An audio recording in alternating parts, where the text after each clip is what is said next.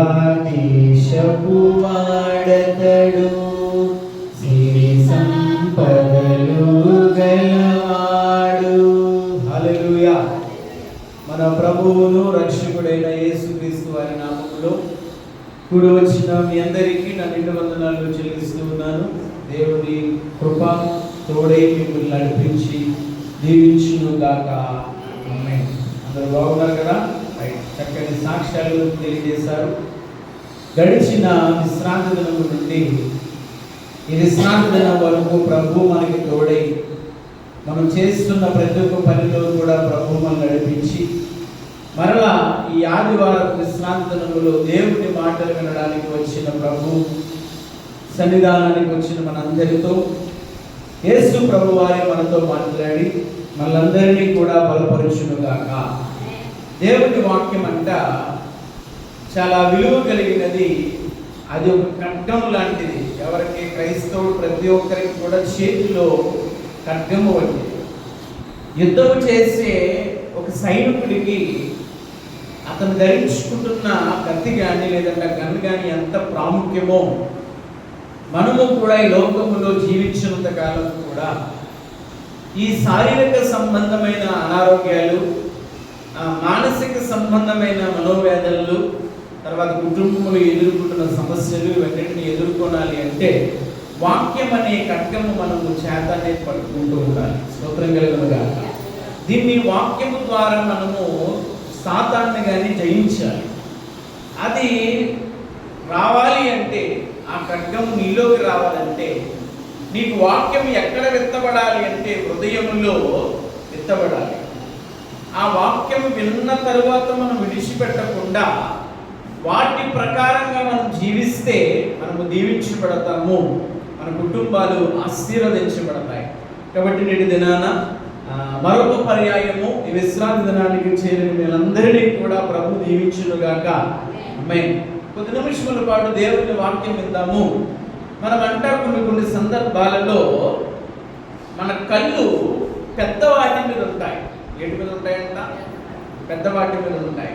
ఇప్పుడు కొన్నిసార్లు చూస్తూ ఉంటుంటాను, ఆ పెద్ద వస్తువు నాకు ఉంటే బాగుండు, నేను నా పనులు చేసుకుంటూ ఉండేవాడిని. అది లేక నా పనులు ఏమైపోయినాయి, ఆగిపోతూ ఉన్నాయి. వాళ్ళు చూడండి ఎలా ఉన్నారో, నన్ను చూడండి ఎలా ఉన్నామని మన కళ్ళు అంతా ఎక్కువగా వేటిని ఎదుగుతాయంటే పెద్ద వాటి మీదే ఎదుగుతూ ఆధారపడుతూ ఉంటాయి. కానీ దేవుడు అంటున్నాడు, అందరి కళ్ళునంట కొన్ని సందర్భాల్లో పెద్దవాటిని చూస్తాయి, కానీ కొన్నిసార్లు అంట పెద్దవాటి కంటే చిన్నవే ఘనమైనవి. స్తోత్రం కలుగునుగాక. చూడండి, మన ఇంట్లో అనేకమైన పాత్రలు ఉండవండి. ఈ పాత్రలన్నీ ఎక్కడ కనబడతాయంటే మనకి వంటగదిలో చూస్తూ ఉంటుంటాం. వంటగదిలో పెద్దవి ఉంటాయి, చిన్నవి ఉంటాయి. కానీ మనం ఎక్కువగా దేని మీద ఆధారపడిపోము? పెద్దవాటి మీదే ఆధారపడము. వీటి మీద ఆధారపడతాము, చిన్నవాటి మీద కూడా ఆధారపడతాం. అప్పుడు కొన్నిసార్లు అనిపిస్తూ ఉంటుంది ఏంటంటే చిన్నవాటి మీద పని చేస్తున్నవాడు పెద్ద ఉంటే బాగుంది అనిపిస్తుంది. అది ఒక మాట దేవుని వాక్యం చెప్తుంది, పెద్దవి ఎలా కొనుకొచ్చినా చిన్నవి కూడా కావాలి కొన్ని సందర్భాలలో.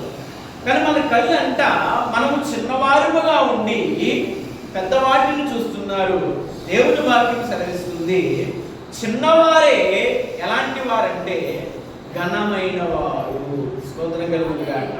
దేవుని వాక్యం సెలవిస్తుంది, చిన్నమంతా భయపడకు, దేవుని రాజ్యము మీదే అని స్పష్టంగా చెప్పాడు. స్తోత్రం కలుగునుగాక. మనం అందరిని చూస్తుంట మనం ఏమనుకోకూడదట, భయపడకూడదట. గొర్రెలు కాచుకునే కాపరి కనిపిస్తూ ఉంటుంది. ఏమనిపిస్తుంటే తన మంద ఎన్నో గొర్రెలు లేవనుకోండి, దేని చూసి అతిశయపడుతుంటాడు? పెద్ద మందను చూసి అతిశయపడుతుంటాడు. అయ్యో ఎన్ని మందలు ఉన్నాయో అని వాటిని చూసి అల్లా కూడా అతిశయపడిపోతూ ఉంటాడు. కానీ వాక్యం అంటుంది, చిన్న మందే దేవునికి ఇష్టమైన. అయితే నువ్వు పెద్దవాటి కొరకు మనము ఎదురు చూడొద్దని ఆశ కాదు, ఎదురు చూడాలి. అయితే చిన్న వాటిని మనం ఏమవ్వాలంటే ఘనమైనవిగా ఎంచుకుంటూ ఉండాలి. స్తోత్రం కలుగునుగా. నేను ఒక వ్యక్తిని చూశాను. ఆ వ్యక్తి సైకిల్ మీద, రెండు స్త్రీలందరూ కూడా సైకిల్ ఎక్కుతున్నారు. ఎవరన్నా పూర్వదినాల్లో ఏం ఎక్కేవారంట? సైకిల్ ఎక్కేవారు. భర్త సైకిల్ ఎక్కుతుంటే భార్య వెనకాల ఎక్కేది, హాయిగా కూర్చుండేది. ఇప్పుడు అమ్మ సైకిల్ ఎక్కమ్మంటే ఎవరైనా ఎక్కుతారా? సైకిల్ పురుషులు దొక్కట్లేదు, స్త్రీలు అసలే ఎక్కరు, పురుషులు దొరుకుతాయి. ఏం ఎక్కాలి? ఎక్కితే బండి ఎక్కాలి, లేదా కారు ఎక్కాలా? ఒక వ్యక్తి నేను దాదాపుగా ఒక 6 నెలల క్రితమే చూస్తూ ఉన్నాను. అలా తన భార్యని వెనకాల ఎక్కించుకున్నాడు. ఎదర ఒక అబ్బాయి బాబు కూర్చోబెట్టుకున్నాడు. దాదాపుగా 20 కిలోమీటర్ల పైన దొక్కాడు సైకిల్. ఎన్ని దొక్కాడు? 20 కిలోమీటర్ల పైన దొక్కాడు సైకిల్. వాళ్ళ కళ్ళల్లో నేను కుటుంబంలో భర్తని భార్యని చూస్తున్నాను. వాళ్ళ ముగ్గురిని చూస్తుంటే వారి ముఖాల్లో గొప్ప ఆనందం కనబడుతుంది. పక్కన బళ్ళు వెళ్తున్నాయి, పక్కన కార్లు వెళ్తున్నాయి, అన్నీ వెళ్తున్నాయి.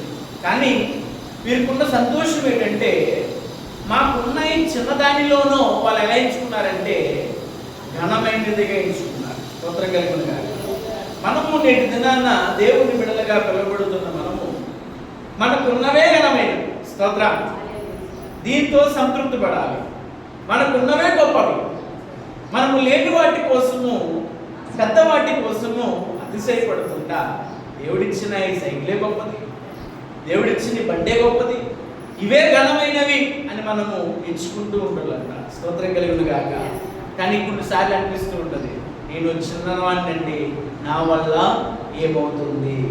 నా ప్రసంగాంశం అదే, చిన్నదే గాని. స్తోత్రం కలుగును గాక. నాతో చెప్పండి మాట, చిన్నదే గాని చాలా ఘనమైనది. స్తోత్రం కలుగును గాక. చిన్నదే గాని చాలా ఘనమైనది. ఆ ఘనమైనది ఏంటో, చిన్నవారైన మనము, అల్పులైన మనము, పెంట కుప్ప వంటి వాళ్ళమైన మనల్ని, ఎందుకు పనికిరాని మనల్ని దేవుడు ప్రేమించి ఆయన కౌగిట్లో చేర్చుకుని ఇంతవరకు నడిపించినాడు. స్తోత్ర. ఘనమైన వాడవా కదా, ఘనమైన రాలువే, గనురాలు ఘనమైన వాడు. కాబట్టి ఆ ఘనమైన దేవుని సన్నిధానములు చిన్నవారమైన మనము, మన మీద దేవుని కృప మనకి తోడై ఉండుగాక. మొట్టమొదటిగా మన కళ్ళు పెద్దవాటి కాకుండానంట చిన్నవారి మీద కూడా గనులైన వారి దేవుడు తీరుస్తున్నాడు. కాబట్టి మొట్టమొదటిగా దేవుని వాక్యములో కొంతమంది చిన్నలు ఉన్నారు. ఎవరున్నారు? దేవుని వాక్యం చదువుతున్నప్పుడు, ధ్యానం చేస్తున్నప్పుడు ఆ చిన్నవాడు, ఆ చిన్నవాడు, ఆ చిన్నవాడని ఆ వాక్యం మనకు కనబడుతూ ఉంటుంది. అనేక సందర్భాల్లో చిన్నవాడు చిన్నవాడు అని చెప్పాడు. కానీ ఆ చిన్నవాడు వల్ల చాలా ఘనమైన కార్యక్రమములు జరిగాయి. స్తోత్రం కలుగును గాక. చిన్నవాడే అనుకున్నారు, ఎందుకు పనికిరాడు అనుకున్నారు. కానీ ఆ చిన్నవాడే కొన్ని లక్షల జనాంగానికి లేదా కొంతమందికి ఎలా మారారంటే మార్గదర్శకంగా మారారు. స్తోత్రం కలుగును గాక. వీడి వల్ల ఏమవుతుంది? వీడు వయసులో చిన్న, జ్ఞానంలో చిన్న, డబ్బులో చిన్న, అన్నిటిలో చిన్న అనుకున్న వారి ద్వారా దేవుడు ఏం చేశాడంటే ఘనమైన వారిని ఏర్పాటు చేసుకున్నాడు. స్తోత్రం కలుగును గాక. హల్లెలూయా. ఎందుకు ఆ ప్రసంగం ఆ రెఫరెన్స్ చూపించే ముందు దావీదు చిన్నవాడే కదా, తన అన్నల కన్నా చిన్నవాడే కదా, తన కుటుంబంలో అందరికన్నా చిన్నవాడే కదా, ఈడేంది ఇచ్చేయగలనేవాడే కదా, ఎందుకు పనికిరానివాడే కదా. కానీ వాటిలో నుండి, ఆ దావీదు గారిలో నుండి దేవుడు ఎలా ఏర్పాటు చేసుకున్నాడు అంటే ఘనమైన పాత్రగా దేవుడు ఏం చేస్తున్నాడు? ఏర్పాటు చేసుకున్నాడు. స్తోత్రం కలుగును గాక.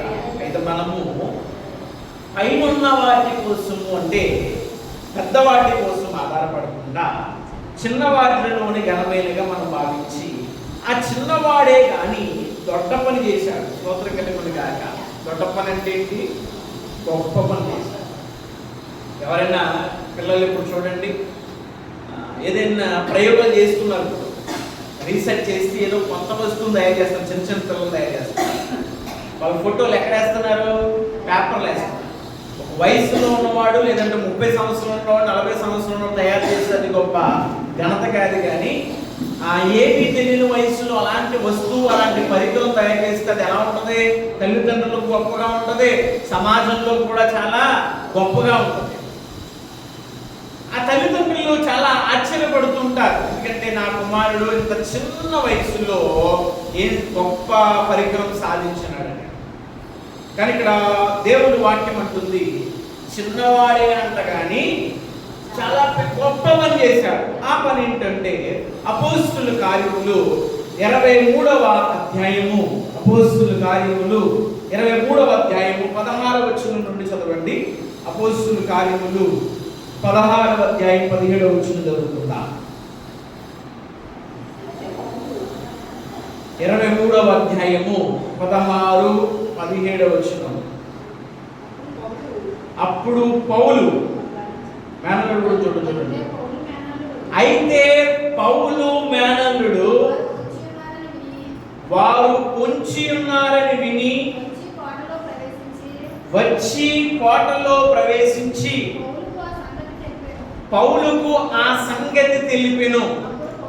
అప్పుడు పౌలు శతాధిపతుల్లో ఒకరిని తన యొద్దకు పిలిచి, ఈ చిన్నవానిని సహస్రాధిపతి యొద్దకు తోడుకుని పొమ్ము, ఇతడు అతనితో ఒక మాట చెప్పగలుగునని ఆశపడుతూ ఉన్నాడు. స్తోత్రం కలుగును గాక. ఆ మాట చాలు. ఇంతకీ ఎవరి చిన్నవాడు? మనం చెప్పుకుంటున్న మాట అదే, చిన్నవాడే కానీ గొప్ప పని చేశాడు. జాగ్రత్తగా వినాలి, వాక్యం జాగ్రత్తగా వినండి. పౌలుకి ఒక చిన్నవాడైన మేనల్లుడు ఉన్నాడు.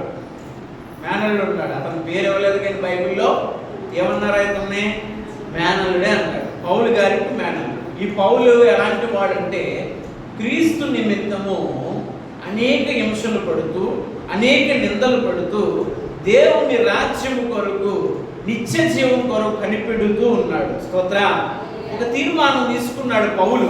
ఏమని తీర్మానం తీసుకున్నాడంటే, బ్రతుకుతాను, క్రీస్తు కొరకు బ్రతుకుతాను, చావైతే నాకు మరీ లాభమే అని ఎంచి ఎలా నిలబడ్డాడంటే క్రీస్తు కొరకు గొప్ప సాక్షిగా నిలబడ్డాడు. తన అవసాన దశకు వచ్చేసినప్పుడు, అంటే వృద్ధాప్యం వచ్చేసినప్పుడు అంటాడు, విశ్వాసము ద్వారా నా పరుగు కడముట్టించింది, నా పరుగుని నేను ఏం చేసుకున్నాను, కాపాడుకున్నాను అని పౌలు గొప్ప సాక్ష్యంగా నిలబడ్డాడు. ఆ పౌలు గారికంట ఒక మేనలుడు ఉన్నాడు, అంటే రక్త సంబంధి అయిన మేనలుడు ఉన్నాడు. అతడు చిన్నవాడు. అతనంట వయసులో పెద్దవాడు కాదు, చిన్నవాడు అంట. ఆ చిన్నవాడే కానీ గొప్ప పని చేశాడు. ఆ పని ఏంటంటే పౌలును దేవుని యొక్క మాటలు చెప్తున్నాడని, దేవుని యొక్క సువార్త చేస్తున్నారని ఆ ప్రాంతంలో కొంతమంది వ్యక్తులు ఎవరు చంపేద్దాం అనుకున్నారు? పౌలు గారిని చంపేద్దాం అనుకున్నారు.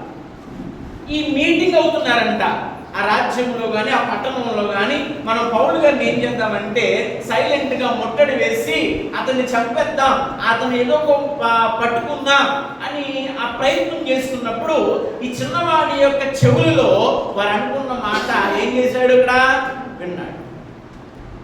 విని ఆ మాటని ఎవరు చెప్పాడు? ఎవరు చెప్పాడు? మేనమామ చెప్పాడు. మేనమామ అంటే ఎవరో పౌలు గారికి చెప్పాడు. మామా నిన్ను చంపేద్దామని చూస్తున్నారు, దయచేసి నువ్వు బయటికి గట వెళ్ళకు, వారు నీ గురించి మాట్లాడుకుంటున్నారు అని పౌలు గారి యొక్క మేనల్లుడు సైలెంట్గా విని చిన్నవాడైన పౌలు గారిని చంపకుండా ఏం చేసినాడు? అక్కడ ఆపాడు. స్తోత్రం కలుగును గాక. ఒక రక్షకుడుగా ఉన్నాడు పౌలు గారి విషయంలో. ఎందుకు ఈ మాట చెప్తున్నానంటే ఆ చిన్న వయసులో వచ్చిన ఆలోచన గొప్ప ఆలోచన. ఆ వయసులో ఉన్న వాళ్ళు ఎవరు కూడా చెప్పక్కర్లేదు, అసలు వాడికి ఆ మాటలు కూడా వినిపించుకోవాల్సిన పని కూడా లేదు. కానీ పౌలులో అతడు సువార్త చేయాలి. అతని మీద దేవుని బాధ్యత ఇంకా చాలా గొప్పగా ఉంది. అతడు సువార్థికుడిగా ఈ లోకానికి పరిచయం అవ్వాలి. దేవుడు అప్పుడే తీసుకోవడానికి ఇష్టం లేదు. అందుకే దేవుడి చిన్నవాడిని ఏం చేసుకున్నాడు? ఏర్పాటు చేసుకున్నాడు. నిన్ను కాపాడుటకు దేవుడు అంటే ఎవరు పంపుతానన్నాడు? దూతలను పంపుతాను. ఎవరు కాపాడడానికి? నేను కాపాడాను అనుకుంటా. మూడు సార్లు అనుకుంటున్నాను. ఈ క్రెడిట్ అంతా ఎవరికి ఇచ్చేస్తామంటే మనుషులకి ఇచ్చేస్తాం. ఎవరికి ఇచ్చేస్తాం? మనుషులకి ఇచ్చేస్తాం. ఆయన రాకపోతేనండి ఈ అబ్బాయి మేము ఇవ్వకపోతున్నాం, ఇలా ఏదో పైనుంచి పడుతుందా ఆ చూసిన వ్యక్తి ఏం చేశాడంటే పక్కకు జరిగిన వెళ్ళాడు. ఈ యొక్క గొప్ప ఘనత ఏమంటావంటే, అయినా నీకు వందనాలు అయినా, నువ్వు లేకపోతే నేను విషయం చెప్పనా, నిన్ను కాపాడడానికి ఆ వ్యక్తిని ఆ స్థలంలో పెడతా దేవుడే. స్తోత్రం. ఆయన చెప్తాడు, తన వల్ల చెప్తాడు, అసలు నీకు ఇలా రాకూడదు, ఎందుకు ఇలాగా వచ్చాను నేను అని చెప్తున్నాడు. ఇదంతా ఎవరి ప్రణాళిక అండి? దేవుని ప్రణాళిక. నీ మీద దేవుడికి ఒక ప్రణాళిక ఉంది. స్తోత్రం. నిన్ను కాపాడుటకు ఆయన తన దూతలకు ఆజ్ఞాపిస్తున్నాడు. పౌలు భక్తుల్ని కాపాడడానికి, పౌలు గారిని కాపాడడానికి తన మేనల్లుడు దేవుడు ఏం చేశాడు? ఇక్కడ వాడుకున్నాడు. ఆ మేనల్లుడు చిన్నవాడు. స్తోత్రం. మనము చిన్నవారు అనుకోవద్దు. నీ ద్వారా దేవుడు దొడ్డ పని చేయగలడు, గొప్ప పని చేయగలడు, ఆశ్చర్యకరమైన పని చేయగలడు. నీ ద్వారానే, నీ నుండే. ఆయన వృద్ధాప్యం వచ్చేసిందండి, ఆయన ఎముకలకు వంగిపోయినాయండి, నేను నడవలేని స్థితిలో ఉండిపోయిన నేను బాధపడుతున్నావేమో. ఈ సమయంలో ప్రభు నీతో మాట్లాడుతున్నాడు. నీ ద్వారా అద్భుతమైన కార్యములు ప్రజలు చూచెదరు. స్తోత్రం కలుగును గాక. హల్లెలూయా. పౌలును కాపాడడానికి ఈ చిన్నవాడైన మేనల్లుడు గొప్పగా ఏమైపడ్డాడు? ఇక్కడ వాడబడ్డాడు. మనము కూడా అనేక విషయములో చిన్నవారమని, నేను చేయలేననే కార్యాన్ని కూడా దేవుడు నీ ద్వారా చేయగలడు. అయితే నీ జీవితానికి ఎవరికి ఇవ్వాలి? ఇప్పుడు దేవునికి ఇవ్వాలి. ఈ చిన్నవాడు దేవుని చేతికి అప్పగించి దేవుని ప్రణాళికాబద్ధంగా మాటలు విని పౌలు భక్తుడు చెప్పాడంటే, ఇప్పుడు ఇష్టం ఎవరి మీద ఉన్నది? పౌలు గారి మీద ఉందా లేదా? మేనలుడైనా పౌలు గారి మీద మేనమామ కాబట్టి 7 దినాలు మనము కూడా చిన్నవాడే కానీ దొడ్డ పని చేసినట్లుగా మనము కూడా దేవుని విషయంలో గొప్ప కార్యములు చెయ్యాలి. స్తోత్రం కలుగును గాక. తర్వాత ఇంకొక మాట బైబిల్లో ఇంకొక స్త్రీ చిన్నదాని గురించి చెప్తున్నాను చూడండి. చిన్నదే కానీ అధికారులు ఏం చేసిందంట? అధికారులు కూడా సాక్ష్యం ఇచ్చింది. స్తోత్రం కలుగును గాక. నేను మొట్టమొదటిగా పాట పాడాను. ఏ పాట అది? సిరియా దేశపు వాడతడు, సిరి సంపదలు గలవాడు. ఎవరంటైనా సిరియా దేశపు వాడు ఉన్నాడంట. అతనికి ఏమున్నాయంట? సిరి సంపదలు ఉన్నాయంట, అన్నీ ఉన్నాయంట. అతని ఖ్యాతి వివిధ దేశాలంతటినీ కూడా ప్రాప్తించింది. రాజు, కింగ్, చక్రవర్తి అన్నీ ఉన్నాయి. ధనము ఉంది, ఐశ్వర్యం ఉంది, దాసీలు ఉన్నారు, అందరూ ఉన్నారు. కానీ ఒక లోటు ఉంది. అదేంటో చెప్పనా? కుష్టి వ్యాధి ఉంది. బైబిల్ గ్రంథం పూర్వ దినాలలో ఎక్కువ ఏ వ్యాధి వచ్చేదంటే కుష్టి వ్యాధి అనేది వచ్చేది. లేదులేండి ఆ వ్యాధి, కుష్టి వ్యాధి లేదు. దేవుడి యొక్క మహాకృపను బట్టి స్తోత్రాలుగా కోట్లు ఎక్కడ ఉండొచ్చేమో కానీ ఎక్కువగా వ్యాధి, కుష్టి వ్యాధి అనేది వచ్చేస్తుంది. రాజుకే వచ్చేస్తుంది వ్యాధి. అన్ని సౌకర్యాలు ఉండి, అన్నింత ధనము ఉండి, అంత ఘనత ఉన్నా కూడా ఆ వ్యాధి వచ్చిందంట. ప్రపంచం అంతా తిరిగాడు కానీ ఎక్కడ అతనికి ఏమి లేదు, విడుదల లేదు. స్తోత్రం కలుగును గాక. ఇప్పుడు ఈ వ్యక్తి స్వస్థత కలగడానికి కొరకు పెద్ద వ్యక్తుల దగ్గరికి వెళ్ళాడు, వైద్యుల దగ్గరికి వెళ్ళాడు, ధర్మశాస్త్రం అన్ని ఎన్ని ఉన్నాయో మత గ్రంథాలు అన్ని పాటించేసేసాడు. కానీ ఎక్కడ ఏం లేదు, స్వస్థత లేదు. ఒక్క చిన్న దాని వల్ల, అక్కడమ్మో చిన్నవాడు, ఇక్కడమ్మో చిన్నది. చిన్నవాడి వల్ల దేవుడు రాజుగారికి ఏమి ఇచ్చాడు? స్వస్థతనిచ్చాడు. స్తోత్రం కలుగును గాక. ఆ మాట ఎక్కడో చదువుతున్నాను చూడండి. 2వ రాజుల గ్రంథము 5వ అధ్యాయము 2వ వచనం చదువుదాం. 2వ రాజుల గ్రంథము 5వ అధ్యాయము 2వ వచనం చదవండి. సిరియాని బయలుదేరి ఇశ్రాయేలు దేశము మీదకి పోయి ఉండేది. వారు అచ్చటి నుండి ఒక చిన్నదానిని అది నయమాను భార్యకు పరిచారము చేయుచుండెను. ప్రవక్త దగ్గర నా ఏలినవాడు ఉండవలెనని అతడు నా ఏలినవానికి కలిగిన కుష్ఠరోగము బాగు చేయునని తన యజమానురాలతో అనెను. స్తోత్రం కలుగును గాక. ఇక్కడ వినండి, జాగ్రత్తగా వినండి. సిరియనీయులు వెళ్ళి ఎవరిని తీసుకొచ్చేసారు? ఒక చిన్నదాన్ని తీసుకొచ్చేసారు. వాళ్ళు జరిగేవి కదా, ఎవరైనా పని చేసే వాళ్ళు పిల్లల్ని బాలికలు లాంటి వాళ్ళు ఏం చేసేవారు, కొంతమంది వెళ్ళి తీసుకొచ్చేసేవారు బలవంతంగా. అలా తీసుకొచ్చేసారట. ఎవరిని? చిన్నదాన్ని. ఈ దేశ ప్రజలు వెళ్ళి తీసుకొచ్చేసి, ఇంతగా రాజుగారి పేరు ఏం పేరు? నయమాను. నయమాను ఎలీషా మాట విన్నాడు అని సండే స్కూల్ పిల్లలు పాడుతుంటారు. మాట విన్నాడు కూడా పాడుతుంటారు. ఆ నయమానికి కుష్టి వ్యాధి ఉంది. ఆ నయమాన్ అంటే చిన్నదాన్ని తీసుకొచ్చేసి ఎక్కడ పెట్టేసాడంటే తన రాజ్యంలో భార్య, రాజుగారి భార్య దగ్గర పనిచేయి, ఆమె దగ్గర పనిచేయమని పెట్టేశాడు. ఎవరని? చిన్న చూడండి, చిన్నది అంత గొప్పలు చూడండి. నా పని నేను చేసుకోవచ్చు కదా ఊరుకుందా? ఊరుకోలేదు. అయ్యో నేను చిన్నపిల్లని కదా, పెద్దవాటిలో తలదోచుకోకూడదు, నాకు సంబంధం లేదు అని ఊరుకుందా? కొంతమందికి ఏదైనా పని అప్పు చెప్తే ఆ పని బట్టిగా చేస్తాడు. వేరే పని పక్కన ఏం చెప్పుకున్నా సంబంధం లేదు. ఇంకా పక్కన పడిపోతున్నా నాకు ఈ పని అప్పు చెప్పారు, ఆడు పని ఆడు చేసుకుంటాడు, నాకెందుకు స్తోత్రం కలిగిగా. కానీ చిన్నది గొప్పదండి. తనకిచ్చిన పని నెరవేరుస్తుంది, చక్కగా నెరవేరుస్తుంది.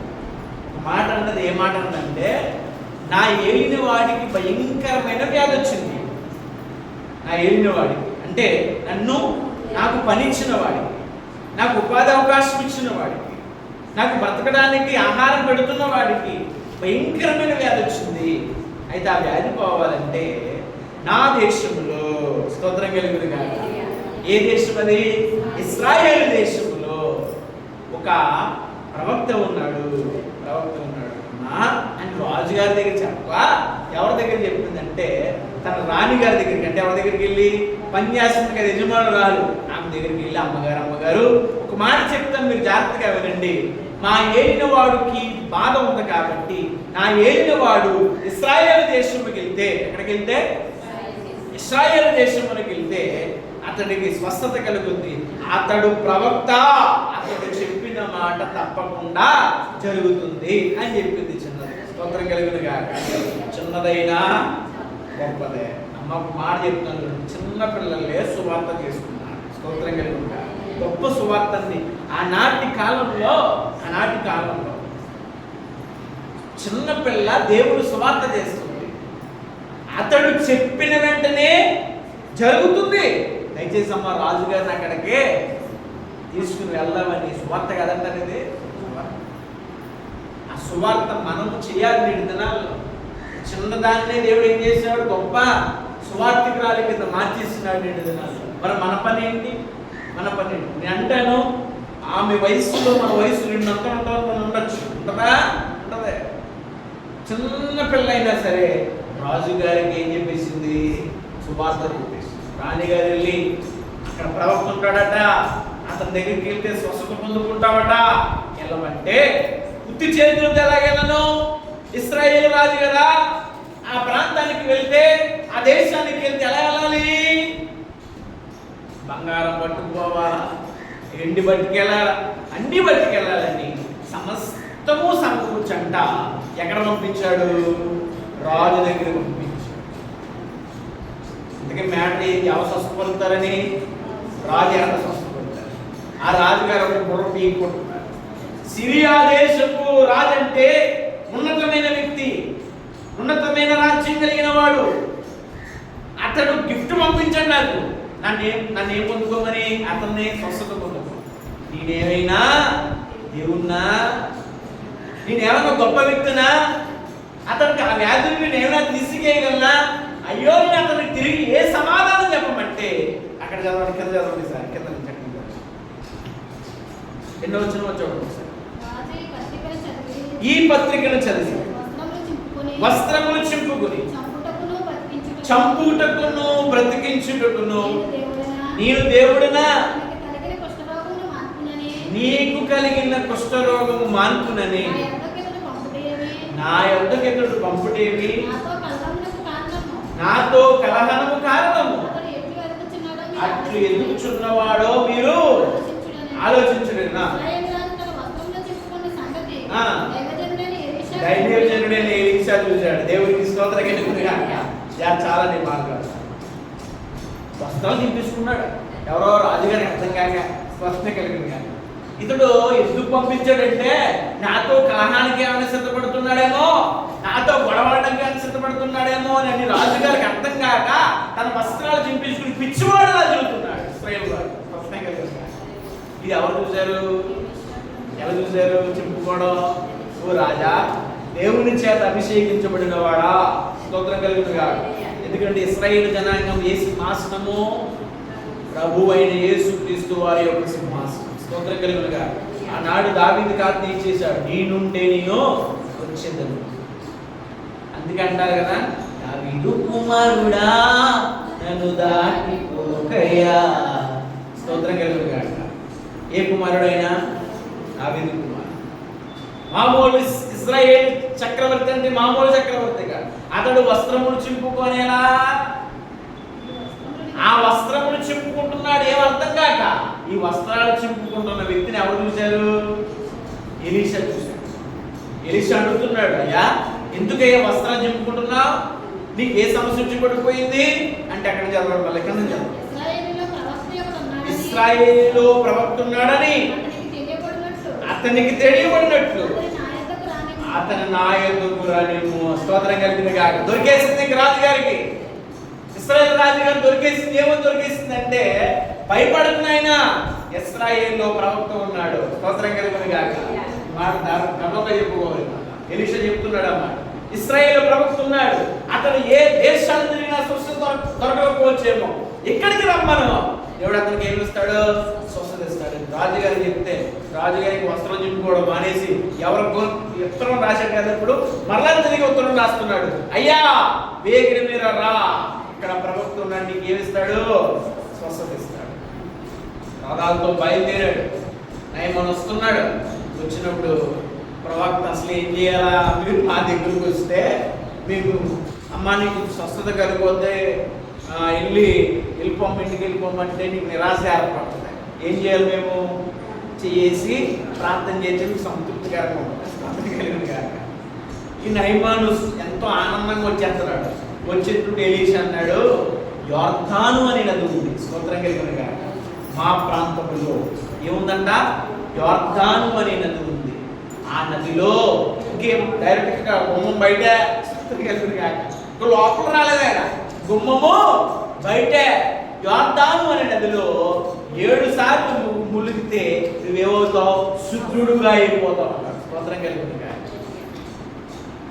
ఆ మాట మనసులో అనుకుని ఎప్పుడైతే ఉన్నా నవ్వుకున్నాడు. స్తోత్రం కలిగిన మా ఊళ్ళో నదులు లేవా? మా ఊళ్ళో బావులు లేవా? మా ఊళ్ళో చెరువులు లేవా?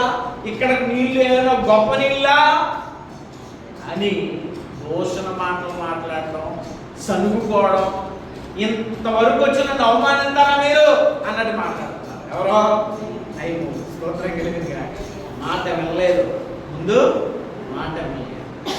దాంట్లో ప్రవక్త చెప్తున్నాడు, అయ్యా ఎన్నో ప్రాంతాలు తిరిగాం, ఎన్నో దేశాలు తిరిగాం, నీకు స్వస్థత కలగాలి, ఎంతో ధనము ఖర్చు పెట్టాం. ఒకసారి ఎందుకు దైవజనుడికి మాట చెప్పాడు? అతడు చెప్పినవన్నీ జరుగుతూ వస్తాయి. స్తోత్రం కలిగినగా అతడు ఏం చెప్పాడో అది జరుగుతూ వస్తుంది. దయచేసి ఆయన చెప్పిన మాట ఏం చేయొద్దయ్యా, విడిచిపెట్టకుండా సరే ములుగు చూడు, అద్భుతాన్ని చూస్తామంటే నయమాను విన్నాడని మాట. స్తోత్రం కలిగినగా రాజైనా విన్నాడు. రాజైనా విని ఎక్కడికి వెళ్ళిపోయాడు? యొర్దాను నది దగ్గరికి వెళ్ళి ఎన్నిసార్లు అయితే ములుగుకున్నాడో అన్నిసార్లు మునిగి ఏం పొందుకున్నాడు? స్వస్థత పొందుకున్నాడు, శుద్ధీకరించబడ్డాడు. వచ్చాడు, తిరిగి వచ్చి దైవజనుడి దగ్గరికి వచ్చి అంటాడు, చిత్తగించుము అన్నారు. ఒకప్పుడు అవమానించిన వాడే ఇప్పుడు ఏమంటున్నాడో చిత్తము నాయన అంటున్నాడు. స్తోత్రం కలుగును గాక. చిత్తము నాయన అంటే నీ మాట నేను వినుటకు. స్తోత్రం కలుగును గాక. నీ మాట ముందు వినలేదు, ఇప్పుడు నేను వినుటకు. మరి రెండమ్మా అంటే ఎవరో దేవుని మాట వినరు. ఏదైనా దేవుడు అద్భుతం చేస్తే శ్రమ నుండి విడుదల పొందుకుంటే అప్పుడు ఏమంటాం మనం? శ్రమల్లో చిత్తము నాయన అంటాం. ముందే వెళ్ళిపోవాలి కదా. మన పరిస్థితి కూడా నయమాన్లాగా అయిపోతుంది కొన్ని సందర్భాల్లో. ఆ నయమాన్ అంట ఆ ఎలీషా దగ్గరికి వచ్చి అంటాడు, ఒక మాట చెప్తాడు. ఏమాట ఏంటంటే, ఈ ప్రపంచంలో, ఈ యావత్ ప్రపంచంలో, విశ్వంలో నీ వంటి దేవుడు ఎక్కడను కూడా లేదు. స్తోత్రం కలుగును గాక. హల్లెలూయా. ఎవరు ఈ మాట చెప్తుందా? నయమాను చెప్తున్నాడు, నీ వంటి దేవుడు ఎక్కడా లేవు, నువ్వు ఆరాధిస్తున్న దేవుడు సర్వశక్తిమంతుడు అని సాక్ష్యం ఇచ్చిపోయాడు. స్తోత్రం కలుగును గాక. అంతలో ఎవరు అంగీకరించినాడు? నయమానుడు దేవుడిని అంగీకరించినాడు. ఎంత అవతారం జరిగింది ఎవరి ద్వారా?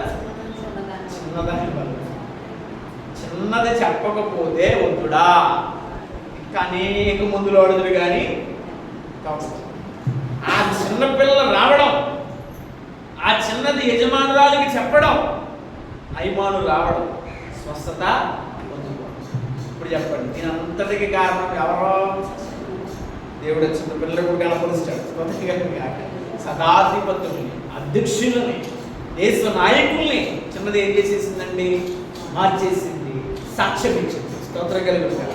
ఒక మాట చెప్పింది, అయ్యా మేము అద్భుతాలు చూసాం మా దేశంలో. అతడు ఆషామాషి ప్రవక్త కాదు, అతడు దేవుడు స్వయంగా మాట్లాడుతున్న ప్రవక్త. అతడు చెప్పిన తప్పకుండా నరుగుతాయని అధ్యక్షులు ఎదుట, యజమానురాలు ఎదుట ఒక సాక్ష్యంగా నిలబడి. స్తోత్రం కలుగును గాక. ఈ సాక్ష్యం నీతో ఉండుకోకూడదమ్మా. ఈ సాక్ష్యం నీతో ఉండుకోకూడదు. నువ్వు పొందుకున్న అద్భుతం ఇతరులకు మనం ఏం చేయాలా? చెప్పాలి. స్తోత్ర. చిన్నది చెప్పింది, ఏమో ఎలీషా ద్వారా ఏ అద్భుతం పొందుకుందో, ఏ ఆశ్చర్యం పొందుకుందో. వేళ అద్భుతం పొందుకోకపోయినా ఎలీషా అద్భుతాలు కలెదురుకుంటా చూచింది. అందుకే దేవుని వాక్యం అంటది, మీరు విన్న వాటిని, కన్న వాటిని శిష్యులకు తెలియజేయాలి. స్తోత్రం కలుగును గాక. మనం ఏం విన్నామో, ఏం చూసామో, ఏం జరుగుతుందో మన క్రియల్లో మనతోటి ఉండిపోకుండా ఇతరులకు చెప్పడం ద్వారా నీవు కూడా ఈ చిన్నదాని వల్ల ఏమవుతావంటే హెచ్చించబడతావు. స్తోత్రం కలుగును గాక. మాట చెప్తాను, ఆ చిన్నదాన్ని రాజుగారు అమ్మ అభినందిస్తారా? అభినందిస్తారా? తప్పకుండా అభినందిస్తారా. ఎందుకంటే అమ్మ నీ ద్వారా నేను స్వస్థత పొందుకున్నాను, నువ్వు చెప్పడం బట్టి నీకు ఏం కావాలో అది అడుగు. నీకు ఇల్లు కావాలా? ఇల్లు కొనిస్తాను. ఎంత ఎవరు రూపది? స్తోత్రం కలుగును గాక. తర్వాత మూడో విషయం దగ్గరికి వెళ్తున్నాను చూడండి. చిన్నదే కానీ తైలానికి ఏమేసిందంటేనంట, చూడండి ప్రసంగి చూద్దాం. చూడండి ప్రసంగి 10వ అధ్యాయము 1వ వచనం చదువుతాం. ప్రసంగి 10వ అధ్యాయము 1వ వచనం చదవండి. చదవండి.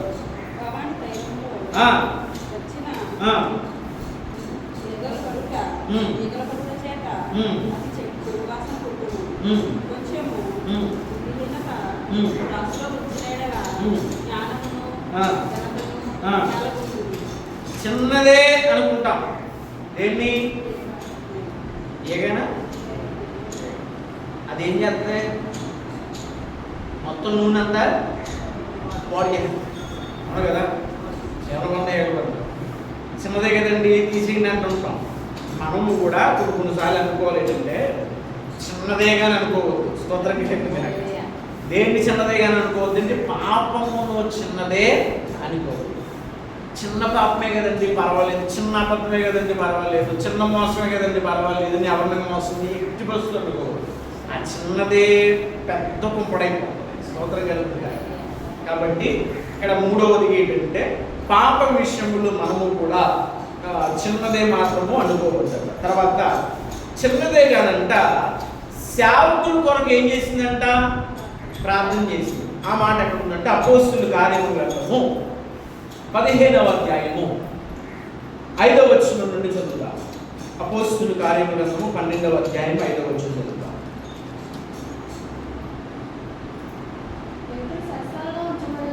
పేతురు చెరసాలలో ఉంచబడింది. ప్రార్థన చేయించు.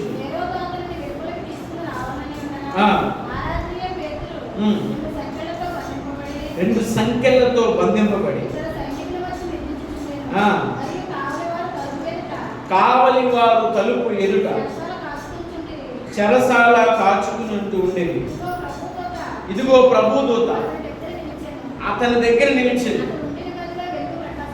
అతడుండిన గదిలో వెలుగు ప్రకాశించింది.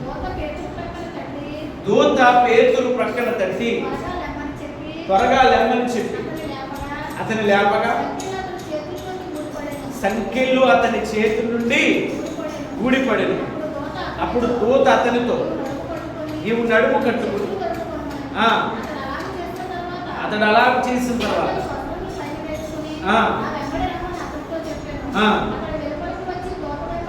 వెళ్ళి గ్రహింపగా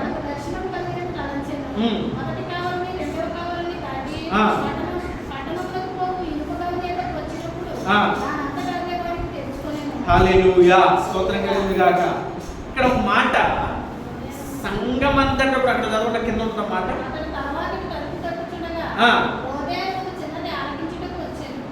ఎవరంటారు పేరు చిన్నది.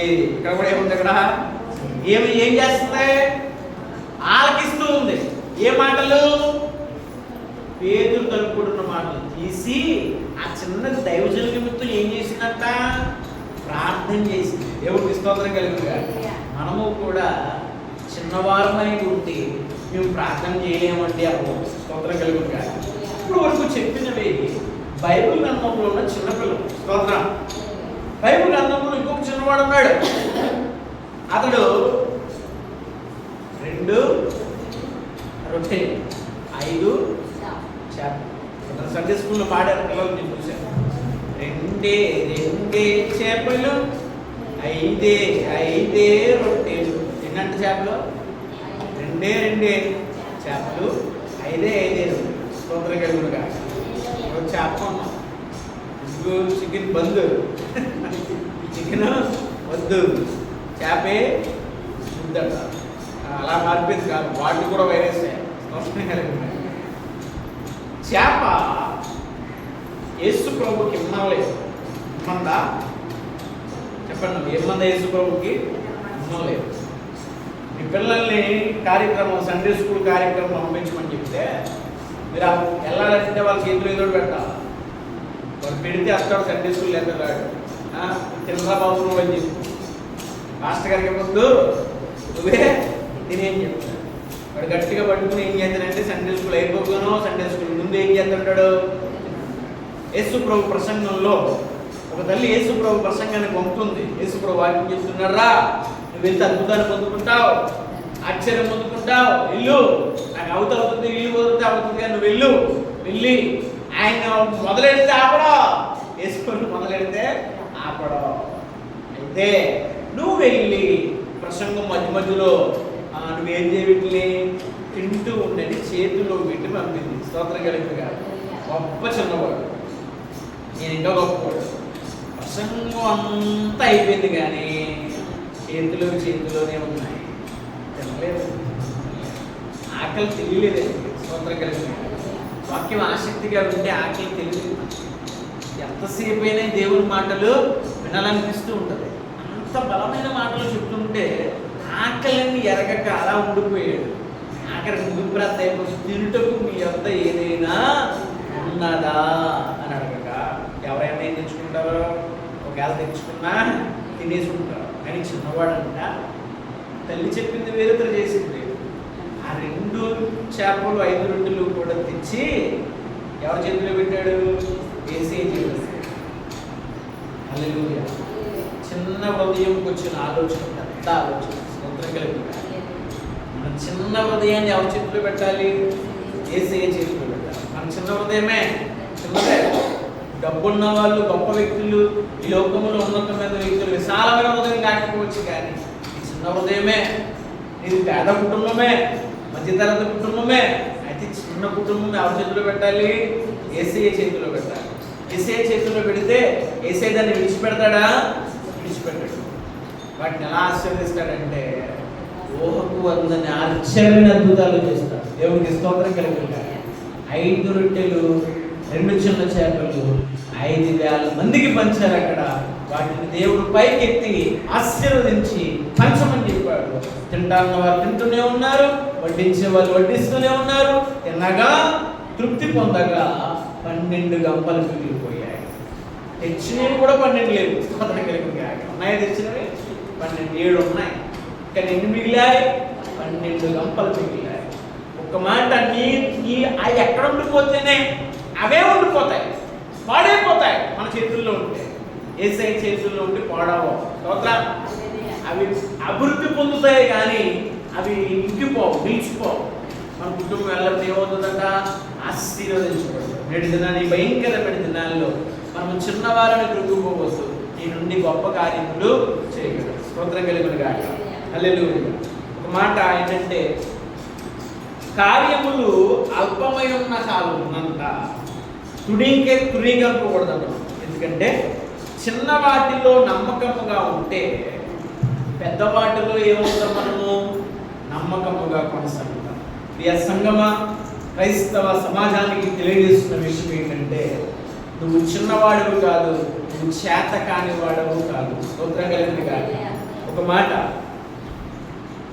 నువ్వు చిన్నవాడివే కావచ్చు కానీ నీ చేతుల్లో ఉన్నది అంతకన్నా బలమైన దేవుని వాక్యం ఉంది. స్తోత్రం. వాటిని నీ హృదయంలో దాచుకుంటే నువ్వు పెద్దవాడివే. ఎవరి విషయంలో? దేవుని విషయంలో పెద్దవాడు. లోకం నిన్ను నిందించిందేమో. లోకం ఎలా మాట్లాడుతుందంటే పెద్దవారిని గౌరవిస్తూ ఉంటుంది, ఉన్నతమైన వారిని గౌరవిస్తుంది. నీకేమీ ధనము లేదన్నా, నీకేమీ వెనకాల సపోర్ట్ లేదంటే ఎవరోడి దగ్గరికి రాదు. ఒక మాట చెప్తున్నాను, నీతో ఎవరు లేకపోయినా, నువ్వు చిన్నవాడిగా మిగిలిపోయినా, నీతో ఎవరు స్నేహం చేయకపోయినా, నీతో ఎవరు బంధుత్వానికి రాకపోయినా, యేసయ్య నీతో ఉన్నాడు. స్తోత్రం. యేసయ్య నీతో ఉన్నాడు. ఆయన నిన్ను ప్రేమిస్తూనే ఉన్నాడు. ఈ మాట వాస్తవం. ఈ మాట నమ్ముదాం. ఆయన నిన్ను తల్లగా ఉంచుతాడు కానీ తోకగా ఉంచే దేవుడు కాదు. స్తోత్రం కలుగును గాక. అందరైతే ఈ మాటలు విశ్వసిస్తున్నారో వారందరికీ తెలుస్తున్న మాట, ఆయన ప్రేమలో కానీ ఆయన మాటలో కానీ ఎన్నటికీ కూడా మారిపోని మాట, మార్పు లేని మాట. ఆఖరికి ఏంటంటే, నీకున్న వాటిలో నువ్వేం పడాలి? సంతృప్తి పడాలి. నేటి దినాన నీకు ఒక వెహికల్, సైకిల్ ఉంటే ఆ సైకిల్ నువ్వేం పడాలి? సంతృప్తి పడాలి. దేవుడు నాకు చిన్నదే ఇచ్చాడు, ఆ దేవుడు ఇంకా ఆశీర్వదిస్తాడని ఆ చిన్న వాటిలో నమ్మకంగా పనిచేస్తే నీకు పెద్దవాటిలో కూడా ఏం చేయగలైనా నమ్మకంగా ఉంటాడు. అంటే మనకి ఇచ్చిన పనిలో, మనకి ఇచ్చిన ఈ యొక్క స్వాస్థ్యంలో నమ్మకంగా పనిచేసి మనము చిన్న మందగా కూడుకుని ఉన్నా, నీ కుటుంబం చిన్నదైనా భయపడవద్దు. దేవుడు కోరుకుంటున్నది చిన్న మందనే కోరుకుంటున్నాడు. స్తోత్రంగా. హల్లెలూయా. కాబట్టి ఒక మాట, ఆఖరిగా చెప్పిన మాట ఒకటి, ఎవరు చిన్నవారంట? పౌలు మేనల్లుడు చిన్నవాడు. తర్వాత చిన్నదే కానీ చాలా గట్టిది. తర్వాత మూడవదిగా చిన్న పాపమైన చాలా పెద్ద చిక్కుని తీసుకొస్తుంది. తర్వాత నాలుగవదిగా పేతురు యొక్క స్వరము విని వారి కొరకు ప్రార్థన చేసిన చిన్నది. మనము చిన్నవారమే. మనము కూడా ప్రార్థన చేస్తే మన చెరసాలన్నీ ఏమైపోతాయి? తెగిపోతాయి. అట్టి కృప దేవాది దేవుడు మనందరికీ దయచేయుగాక. వాక్య నిమిత్తం ప్రార్థన చేద్దాం. మమ్మల్ని మిక్కిలిగా ప్రేమించిన మా కన్న నీ పరిశుద్ధ సన్నిధానంలో ప్రియులందరితో మాట్లాడినందుకు వందనాలు. ఈ మాటలు ఎంతమంది అయితే విన్నారో వారి కుటుంబాలు దీవించుకుంటారు, వారి కలిగిన సమస్తములు దీవించమని అడుగుతున్నారు. ఈ నోటి మాట మారదు తండ్రి. యుగాలు మారిన, తరాలు మారిన తండ్రి, నీ మాట మాత్రం ఎన్నటికీ మారిపోదు తండ్రి. అలాంటి శాశ్వతమైన ప్రేమతో, అలాంటి శాశ్వతమైన కృపతో మమ్మల్ని ప్రేమిస్తున్నందుకు వందనాలే. మేము చిన్నవారమే కానీ తండ్రి, చిన్నవాటిలో గొప్ప ఘనమైన కార్యాలు వస్తాయని వాక్యం సెలవిస్తున్నది. ఏమో బలపరచండి తండ్రి, ఏమో పరిచయం ఇందులో బలపరచమని ప్రార్థిస్తున్నాము. బేతేలు ప్రార్థన మందిరం ద్వారా ఎందరైతే విశ్వసిస్తున్నారో వారి కుటుంబాలు తండ్రి, ఈ మాటలు వింటున్న ప్రతి ఒక్క బిడ్డని కూడా పేరు పేరు చెప్పు దీవించండి. వాక్యమును ఆయన విత్తాము కాబట్టి విత్తిన వాక్యం వ్యర్థముగా పోకుండా వారి జీవితంలో, వారి హృదయాలలో ఒక శక్తిని పొందుకోలేకుండా ఈ వాక్యం మాకు ఆదరణ కలిగించేది కాబట్టి మీరే మాతో మాట్లాడినందుకు వందనాలు చెల్లిస్తూ యేసయ్య నామములో ఈ మాటలన్నిటిని దీవించమని అడుగుచున్నాము తండ్రి. ఆమేన్, ఆమేన్. హల్లెలూయా, హల్లెలూయా, హల్లెలూయా. అందరికీ వందనాలు. కానుకలు సమర్పణ చేసుకుంటాం.